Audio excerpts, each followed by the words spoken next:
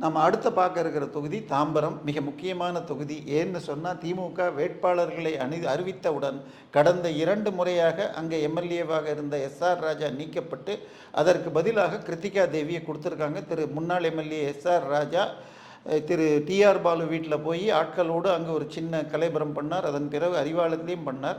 அதன் பிறகு ஏற்றுக்கொண்டு விட்டார். ஸோ திமுக சார்பாக கிருத்திகா தேவி, அதிமுக சார்பாக சிட்லப்பாக்கம் எஸ் ராஜேந்திரன். இவர் தென்சென்னைக்கு முன்னாள் எம்பியாக இருந்து ஓரளவு மக்களிடம் நல்ல பெயர் பெற்றவர். தாவேகா சார்பாக சரத்குமார் மற்றும் நாம் தமிழர் சார்பாக தமிழ்ச்செல்வி.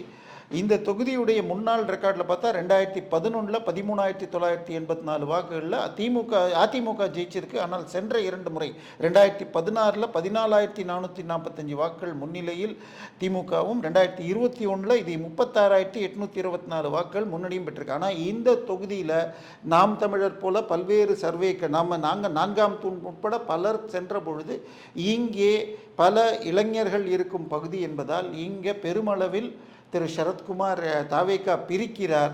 அதே போல் திமுகவில் எஸ்ஆர் ராஜா குழிபறிக்கிறார் என்ற நிலை வருகிற போது சிட்லப்பாக்கம் ராஜேந்திரன் சார்பான ஒரு இழுபறி அட்வான்டேஜ் அதிமுக என்பது தற்போதைய நிலை.